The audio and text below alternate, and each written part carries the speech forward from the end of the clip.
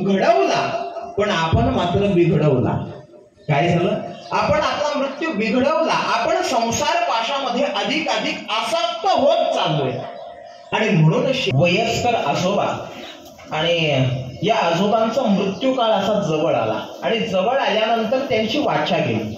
अनेक वेळेला मृत्यू काळ जवळ आल्यानंतर एक इंद्रिय काय निष्काम होत जातात, निश्चळ होत जातात. आणि मग त्यांचं कार्य बंद पडत जातं. तशी यांची वाचा बंद झाली. आणि मग वाचा बंद झाल्यानंतर ते अगदी खुणेने किंवा काहीतरी आवाज करून अशा पद्धतीनं ते सांगायचे.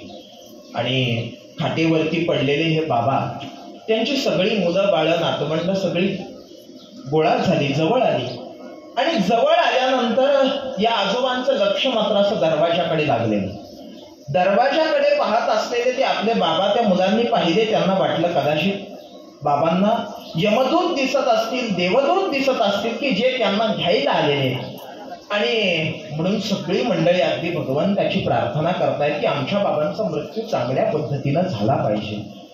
आणि एवढ्यात ते बाबा, ते वृद्ध व्यक्ती ओरडायला लागले, वाके वाके वाके. मुलांना असं वाटलं अरे आपल्या बाबांची वाणी केलेली आहे, आपल्या बाबांना कदाचित वासुदेव केशवा वासुदेव केशवा अशा पद्धतीचा भगवंताचा नामजप करायचा असेल. आपण काय करूया, कशा तरी पद्धतीनं यांची वाणी पुन्हा पूर्वस्थितीला आली पाहिजे. म्हणून त्यांनी बराच शोध घेतला आणि एक चांगले वैद्य, हे वैद्य बोलावून आणले.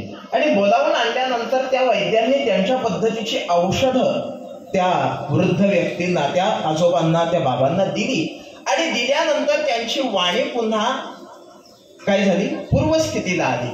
आणि मग त्यांची मुलं म्हणाली प्रवासाला निघाली.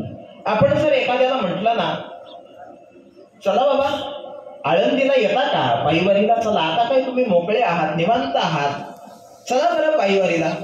त्यावेळेला त्यांचं उत्तर असतं, आलो असतो पण माझ्याशिवाय माझा नातू राहतच नाही.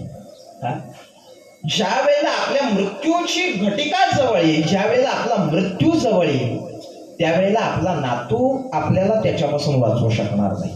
पण जर आपण आज वारीला गेलो, त्या वारीमध्ये घडणारं नामस्मरण, त्या नामस्मरणातून आपल्या प्रारब्धाच्या म्हणजे प्रारब्धामध्ये जी काही पुण्याची शिदोरी पडणार आहे, ती शिदोरी मात्र त्या मृत्यू समयी आपल्याला उपयोगी पडणार आहे.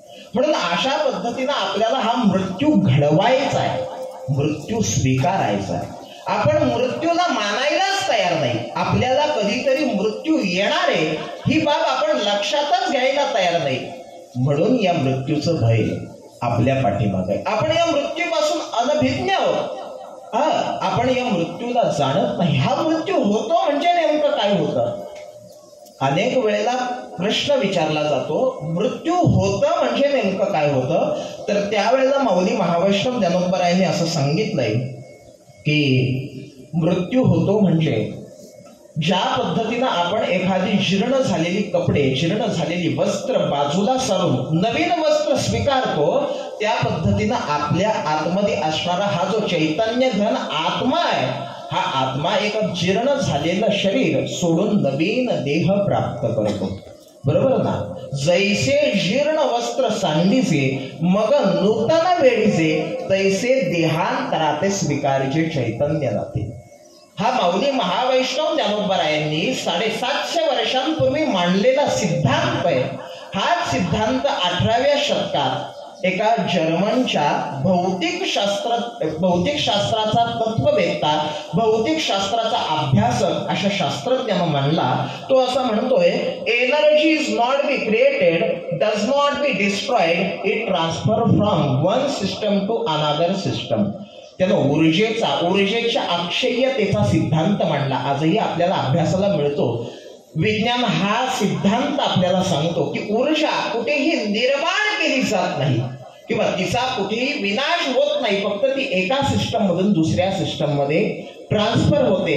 आता आपल्या घरातली विद्युत ऊर्जा आहे, एखाद्या सॉकेटमध्ये किंवा होल्डरमध्ये तो सॉकेट टाकल्यानंतर तो विद्युत प्रवाह यातून चालू झाला, म्हणजे ती एका सिस्टम मधून दुसऱ्या सिस्टम मध्ये आली. ती कुठं निर्माण झाली का?